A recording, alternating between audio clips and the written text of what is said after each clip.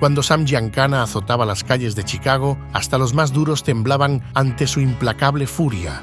Nació en la pobreza y como líder del infame outfit de Chicago, manipuló, extorsionó y eliminó sin remordimientos a sus enemigos, expandiendo su imperio a cualquier costo. Pero qué oscuro resentimiento lo impulsaba a ser tan agresivo. ¿Por qué se creía capaz de desafiar a los Kennedy? ¿Y qué tipo de conexiones tuvo con la CIA? Esta es la historia de Sam Giancana.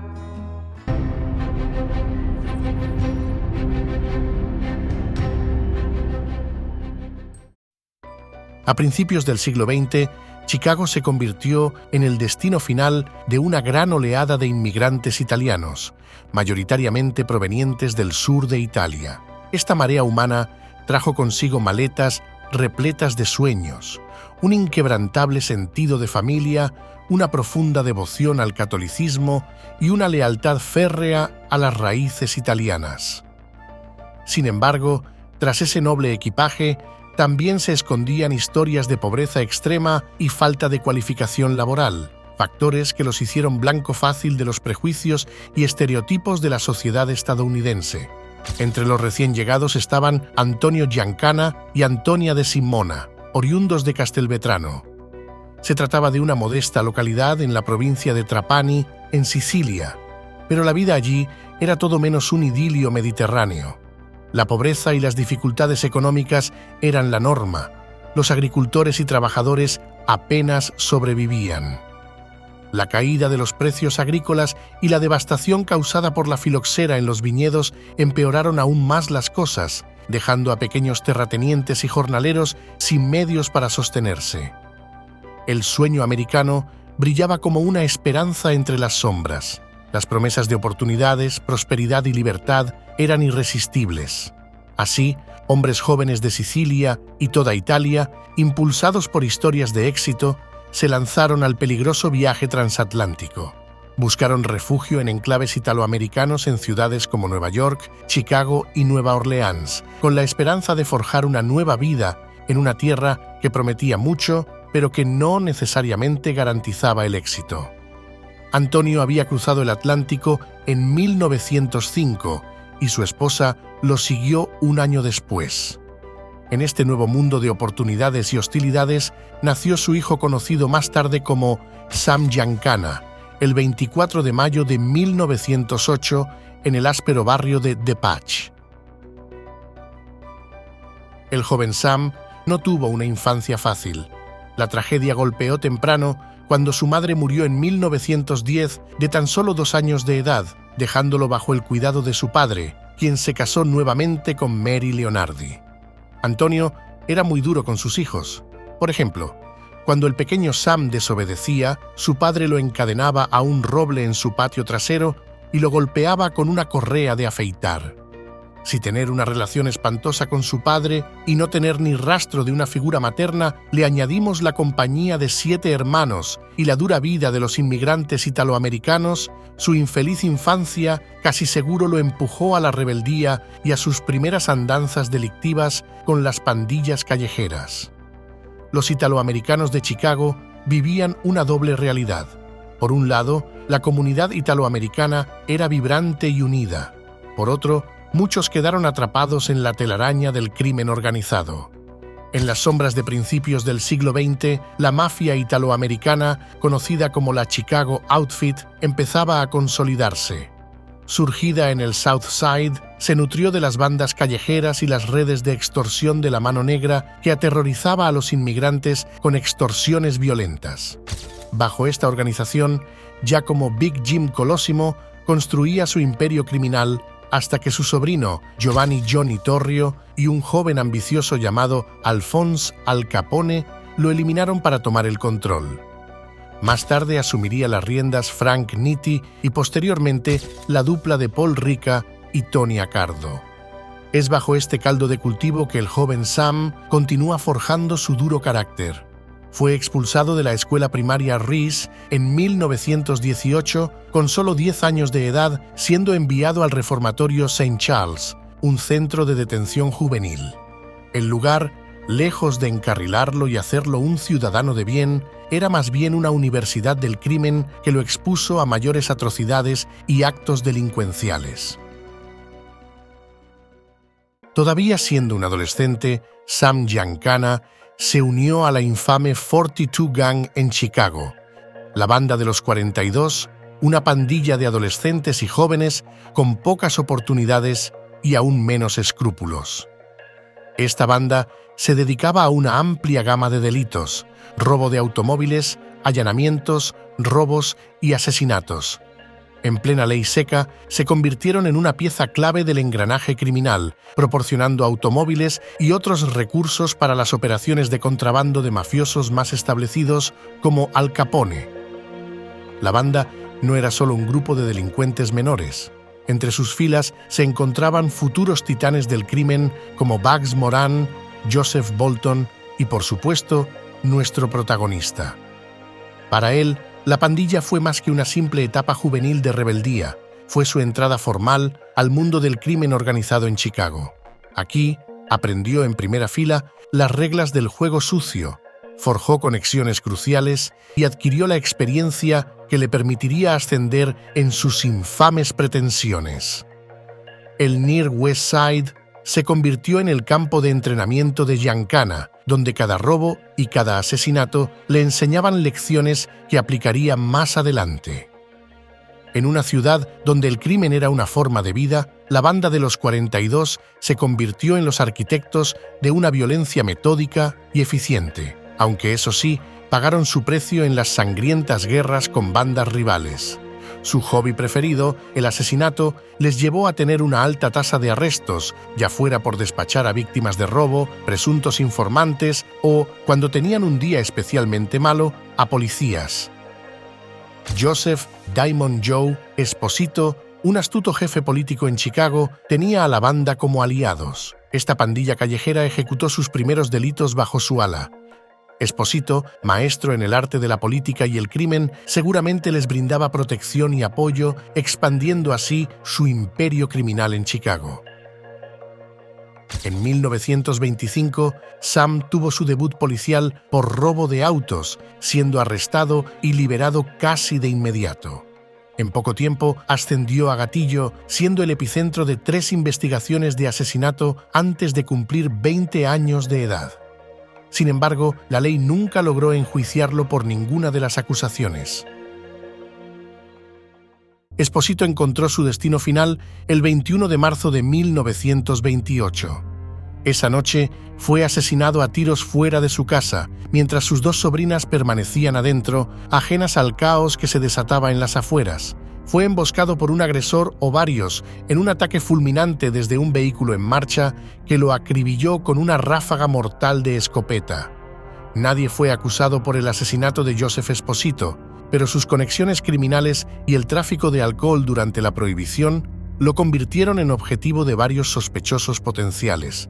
Entre ellos estaban rivales gánsteres como Al Capone, siempre buscando consolidar su poder eliminando amenazas. También podrían haber sido socios descontentos que vieron traicionadas sus expectativas en el Bella Napoli, su bar clandestino. Una teoría intrigante señala a Sam Giancana, quien supuestamente jugó un papel clave en el asesinato para ganarse el favor de la Chicago Outfit.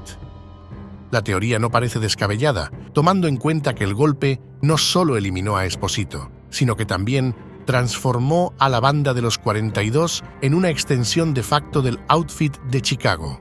Bajo la tutela de capos como Frank Nitti, Paul Ricca y Tony Accardo, la pandilla se integró más directamente en la poderosa maquinaria criminal de Chicago. El funeral de Esposito fue un evento digno de la realeza criminal, asistido por numerosos socios en el crimen, incluidos los abogados que habían defendido a los infames jugadores de béisbol Black Sox en 1921.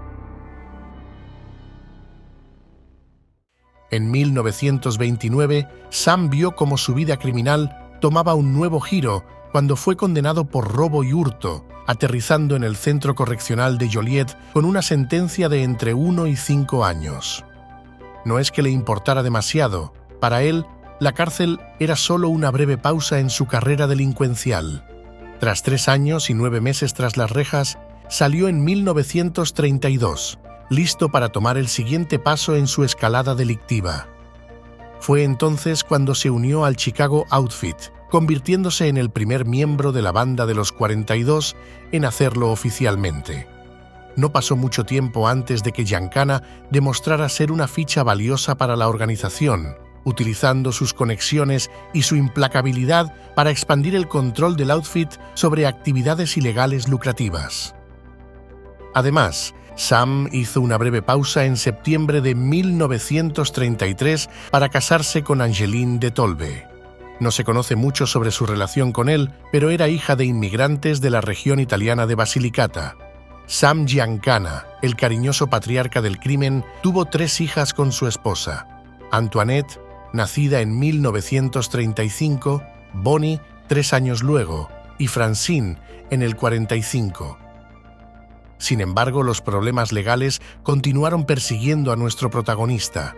Para 1939 fue nuevamente condenado, esta vez por contrabando, lo que le valió una sentencia de 4 años en la prisión de Leavenworth. Aquello era simplemente un descanso forzado antes de regresar con más fuerza al juego. Después de salir de prisión en el 42, Sam no perdió el tiempo para hacerse notar en el Chicago Outfit.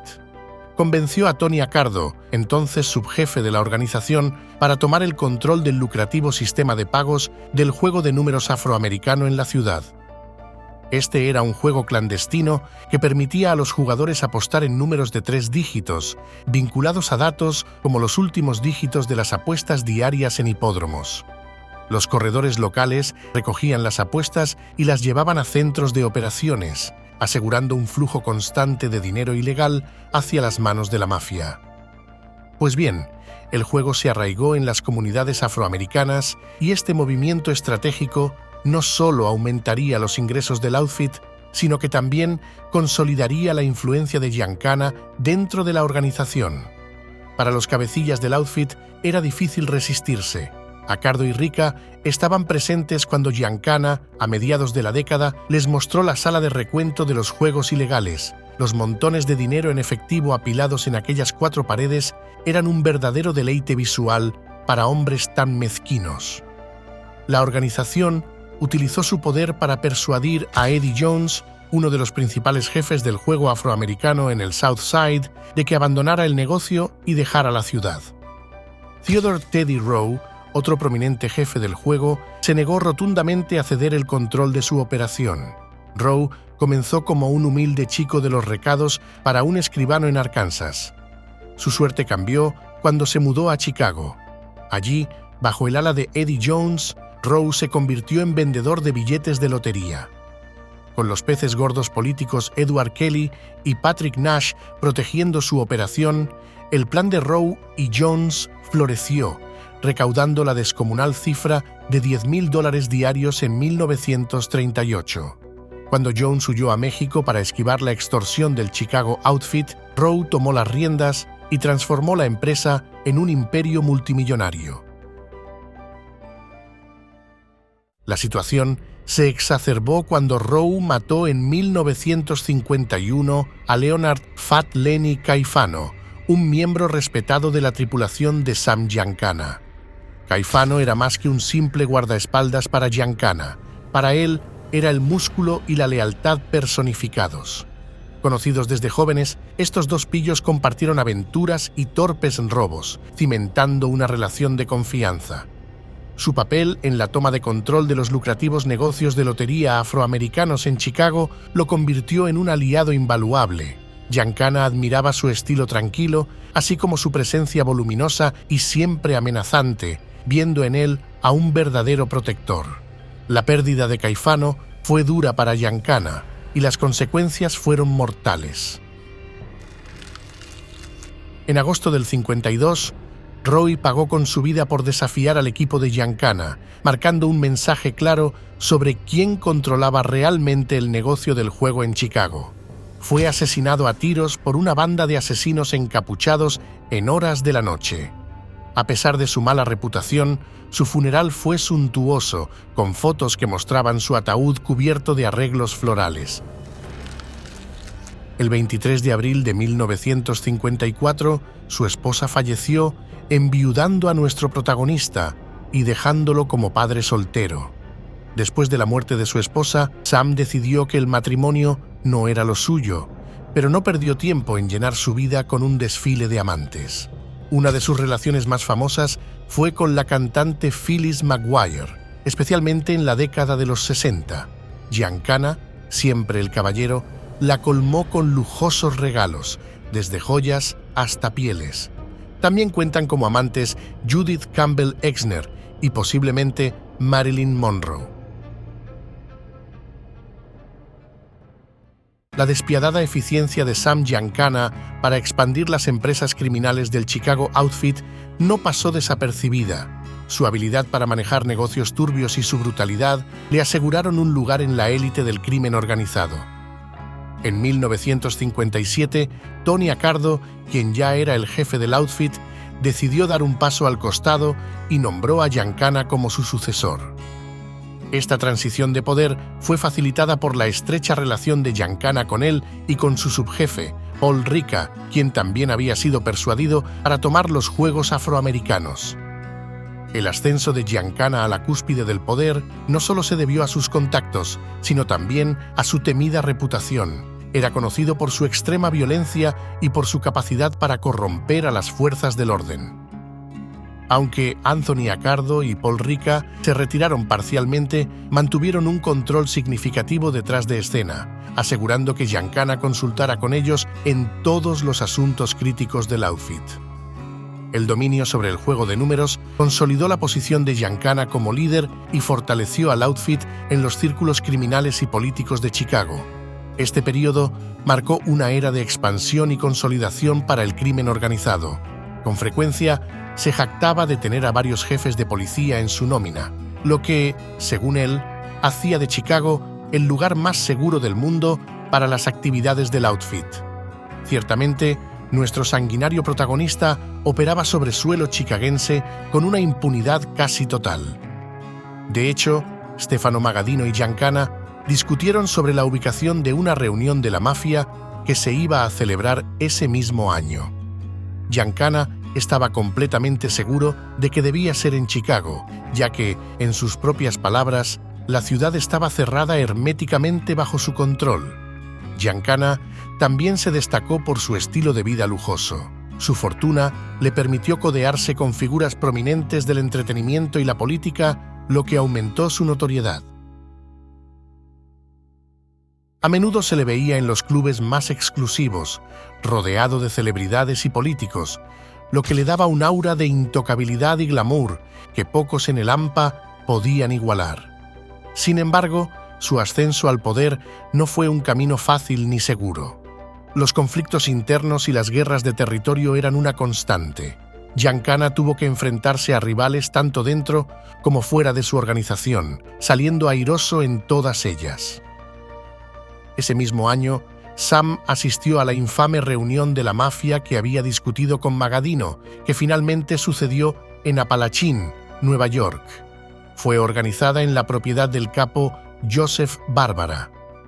Se estima que asistieron aproximadamente 100 mafiosos de todo Estados Unidos, Italia y Cuba para discutir temas como usura, tráfico de narcóticos, juegos de azar y la división de las operaciones ilegales controladas por el recientemente asesinado Albert Anastasia, el vil jefe de la familia Anastasia de Nueva York.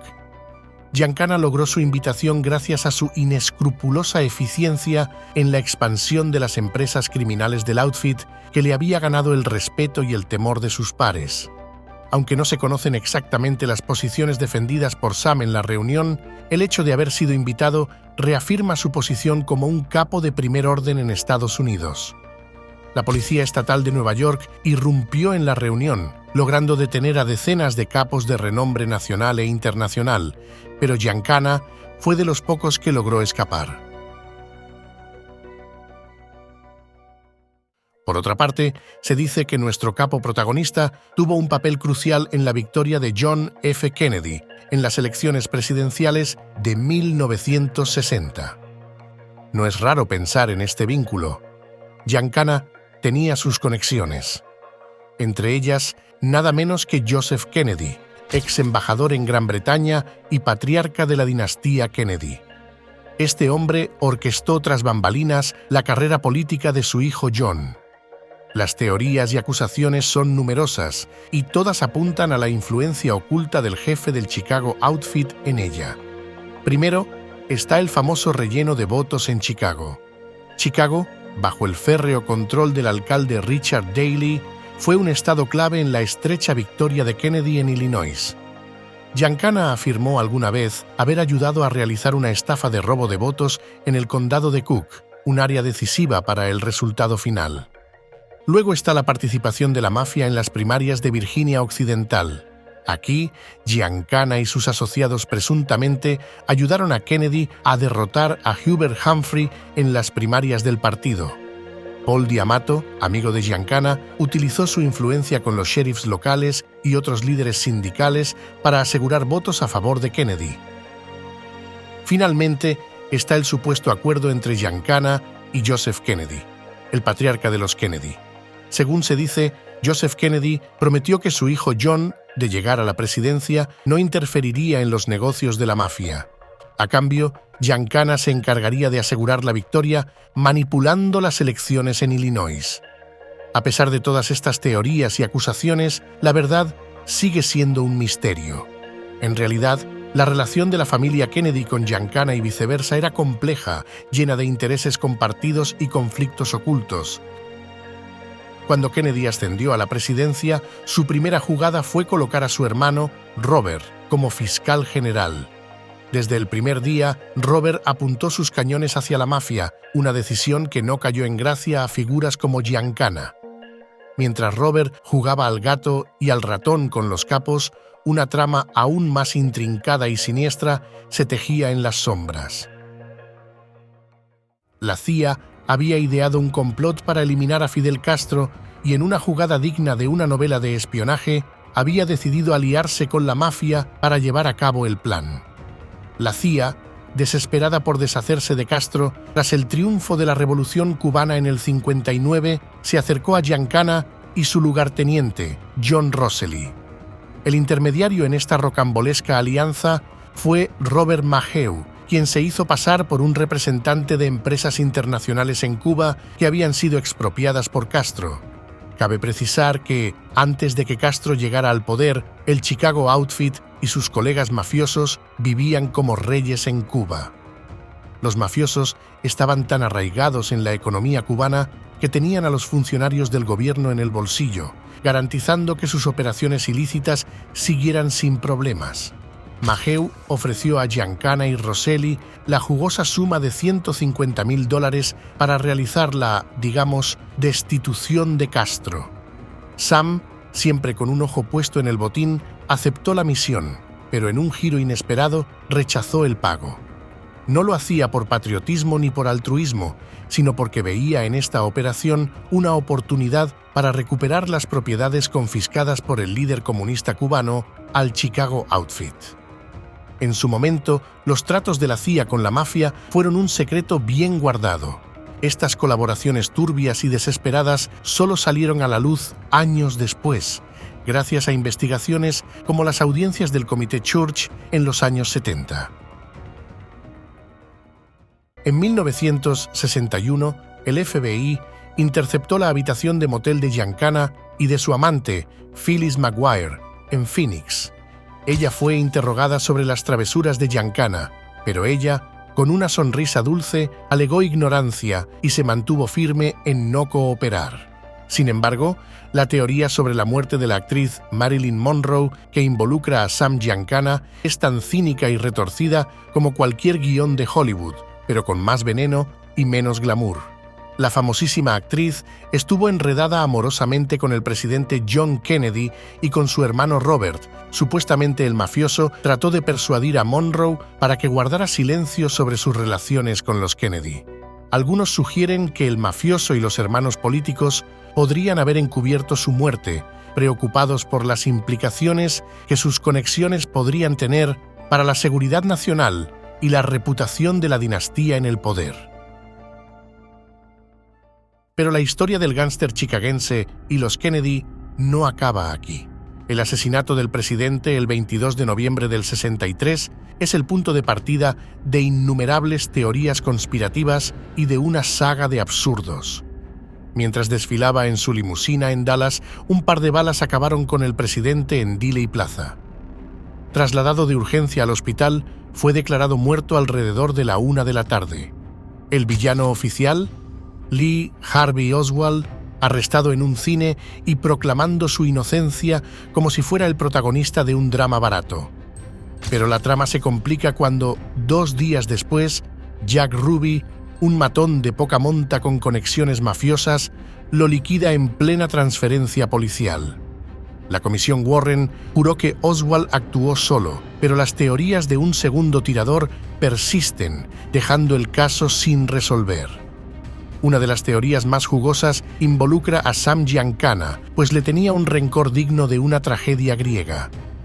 Según los rumores, Giancana esperaba favores a cambio de ponerlo a ganar en Illinois en 1960.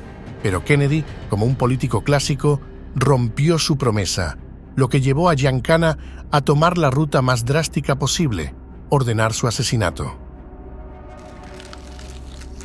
1965 representó el comienzo del fin para nuestro protagonista. El 1 de junio, Giancana fue llamado ante un gran jurado, pero claro, fiel a su estilo, decidió que el silencio era su mejor amigo, incluso después de haberle concedido inmunidad. Como resultado, fue encerrado por desacato durante más de un año. Mientras Giancana contemplaba las 4 paredes de su celda, sus viejos aliados, Rica y Accardo, aprovecharon para deshacerse de él como jefe operativo y darle la bienvenida a Samuel Battaglia, quien sería sustituido por Félix Aldericio y Joseph Aiuppa en los próximos años. Giancana fue liberado al año siguiente. Sin perder el tiempo, huyó a Cuernavaca, en México, para evitar más interrogatorios. En México, no solo disfrutó del sol, sino que también encontró nuevas maneras de ganar dinero con diversas operaciones de juego, incluso en lugares tan remotos como Irán. Pero su suerte no duró mucho. Finalizando julio del 74, las autoridades mexicanas decidieron que ya era hora de despedirse y lo deportaron a los Estados Unidos. Ese mismo mes, Giancana volvió a Chicago, su viejo terreno de caza. Pronto, el destino le tenía preparada otra sorpresa. Fue citado a testificar ante el Comité de Inteligencia del Senado de Estados Unidos sobre su presunta participación en complots de la CIA para asesinar a Fidel Castro. Pero Giancana nunca llegó a Washington para testificar. El 19 de junio de 1975, a poco menos de un año de su regreso al país, mientras preparaba la cena en su casa de Oak Park, alguien decidió que era el momento perfecto para deshacerse de él. Giancana recibió varios disparos, incluido uno en la nuca, siendo asesinado a sus 67 años de edad. A eso de las 11 de la noche, Joseph Di Persio, el encargado de cuidar a Giancana, encontró su cuerpo desplomado en el suelo de la cocina del sótano. Resulta que el gran capo estaba en medio de una sofisticada cena gourmet. Sí, el temido mafioso, que había manejado millones, terminó sus días abatido junto a un sartén y unos humildes ingredientes. Su asesino nunca ha sido identificado, aunque la lista de sospechosos es verdaderamente larga. Si te ha parecido interesante la historia de Sam Giancana, entonces no deberías perderte la infame vida de su gran aliado con la CIA, Santo Traficante Jr., el hombre que fue desterrado por Fidel Castro de La Habana. El video lo tienes justo ahora en pantalla.